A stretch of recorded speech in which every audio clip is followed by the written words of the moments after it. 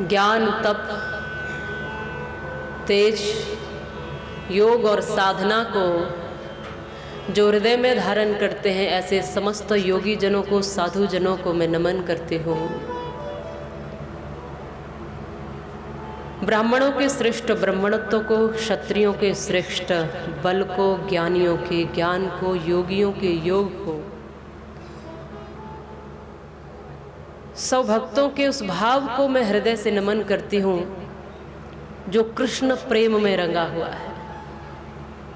और एक आह्वान करती हूँ आप सब हरि भक्तों से कि आओ, ये अमृत गंगा, ये पावन गंगा, ये प्रेम गंगा, ये ज्ञान गंगा, ये भक्ति की गंगा आपकी इस धरती पर, आपके क्षेत्र में, आपके नगर में, आपके गांव में प्रवाहित होती हुई वृंदावन से यहाँ तक पहुँची है। तो आओ आप सब इसमें गहराई से डुबकी लगाओ, प्रेम से और आनंद से, भाव से डुबकी लगाओ और इस मन को खींच करके यहाँ लेकर आओ। ये मन बड़ा चंचल है, कैसे तेरा भजन करूं, और जितना इसे समझाऊं उतना ही मचल जाए। पर हे राधे तेरे चरणों की गर धूल जो मिल जाए, सच कहता हूं मेरी तकदीर बदल जाए। एक एक बूंद जब ये भीतर अमृत जाएगा, श्रीमद् भागवत कथा अमृत, एक एक बूंद जाएगा तो जीवन के कपाट, भीतर के कपाट खुल जाएंगे, भीतर का अंधेरा दूर होगा, भीतर का ज्ञान छटेगा और मन का आनंद प्रफुल्लित होगा। इसलिए मेरा निवेदन है कि आसन लगाकर बैठो, सावधानी से बैठो, ध्यान से बैठो। हाँ, कुर्सी पर बैठने वाले बहुत लोग मिल जाएंगे, पर जमीन पर बैठना, ये आसन लगाकर बैठना, ये कथा श्रवण करने की जिज्ञासा पैदा करता है। हाँ, ये कुर्सियाँ, ये आसन इसलिए हैं कि जो असमर्थ हैं बैठने में, जो नीचे नहीं बैठ सकते, जो आसन नहीं लगा सकते, जिनकी उम्र अधिक हो गई है,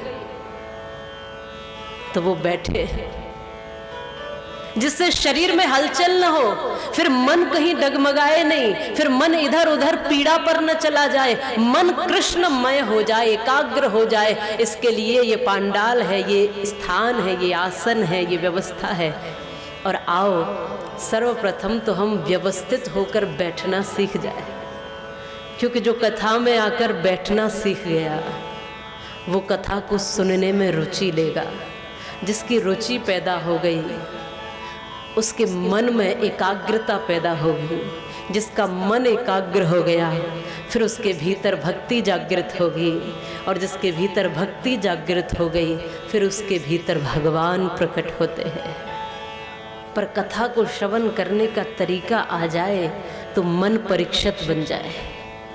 सबके कल्याण हेतु श्रीमद् भागवत कथा, सबके जीवन के व्यथा को दूर करने के लिए ये श्रीमद् भागवत कथा, सबके घर परिवार और आंगन में शुभ और मंगल को स्थापित करने के लिए श्रीमद् भागवत कथा, हम सबके जीवन को पुष्प की तरह महकाने के लिए श्रीमद् भागवत कथा, हम सबके जीवन को आनंद प्रदान करने के लिए श्रीमद् भागवत कथा, हमारे मन की तमाम बीमारियां और रोगों से मुक्त कराने के लिए श्रीमद् भागवत कथा है,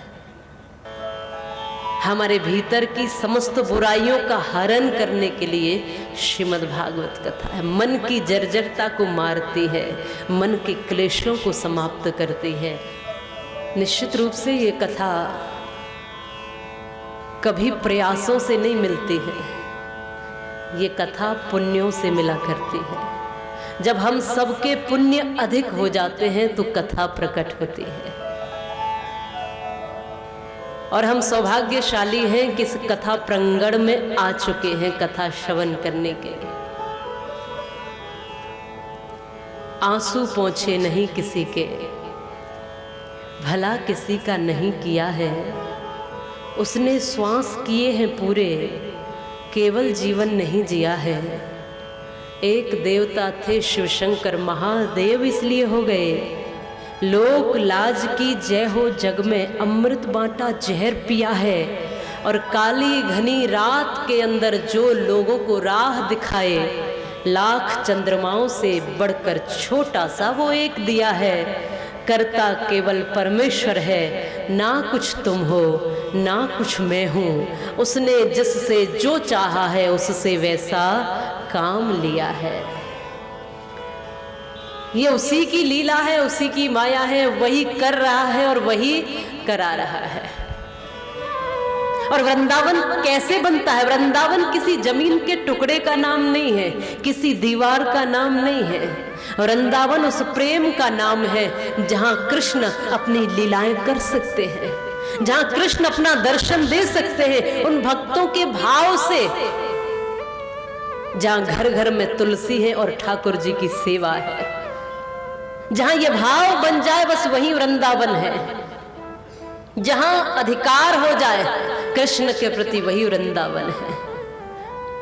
और क्योंकि हम वृंदावन धाम से, ब्रज धाम से आए हैं, और ब्रजवासियों का एक भाव रहता है कि हे कृष्ण तुम रूठे रहो मोहन, हम तुमको मना लेंगे, और आहों में असर होगा तो घर बैठे बुला लेंगे। आप सबके ये प्रार्थनाओं का असर है जो यहाँ भागवत प्रकट हुई है। तुम रूठे रहो मोहन, हम तुमको मना लेंगे, और आहों में असर होगा तो घर बैठे बुला लेंगे। तुम कहते हो हमसे हमें वृंदावन प्यारा है, अरे आओ तो तुम एक बार आओ तो मेरे मोहन, हम अपने मधुर मन को वृंदावन ही बना लेंगे, और तुम रूठे रहो मोहन, हम तुमको मना लेंगे। तुम कहते हो हमसे मेरा आसन कहाँ पर है, आप कृष्ण कृष्ण कहते हो, श्री कृष्ण शरणम मम। इसका अर्थ है कृष्ण मैं तुम्हारी शरण में हूं। कृष्ण जब पूछेंगे कि मेरा आसन कहाँ पर है, तुम कहते हो हमसे मेरा आसन कहाँ पर है, जरा आकर के देखो तुम, पलकों पे बिठा लेंगे। तुम रूठे रहो मोहन, हम तुमको मना लेंगे। ये भाव जब उमड़ता है तो कृष्ण कथा प्रवाहित होती है।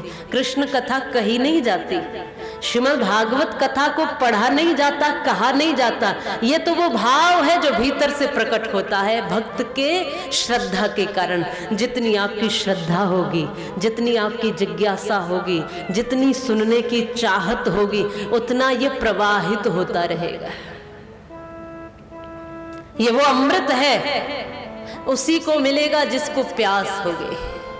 तो जिन लोगों का अभी भी मन कहीं उलझा हुआ है, जो लोग अभी भी कहीं मन से बाहर भटके हुए हैं, जो शरीर से तो यहाँ बैठे हैं लेकिन मन से कभी व्यापार में हैं, कभी दुकान पर हैं, कभी खेती पर हैं, कभी व्यवसाय में हैं, कभी घर में हैं, कभी परिवार में हैं, जो मन से कहीं उलझे हुए हैं, मेरा आग्रह, मेरा अनुरोध, मेरा निवेदन उनसे है कि आइए यहाँ आकर तन और मन दोनों से विराजिए, तो ये अमृत और भी मीठा लगेगा।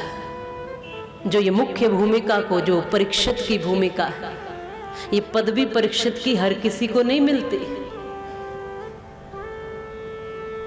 न कभी धन से मिलती है, न कभी प्रयासों से मिलती है। ये तो जिस पर कृपा प्रभु की हो जाए बस उसी को ये परीक्षित की पदवी मिलती है। धर्म पत्नी है वो जो पति को धर्म के कार्यों में आगे बढ़ाती जाए, ना कि धर्म के कार्यों से उसको पीछे खींचे।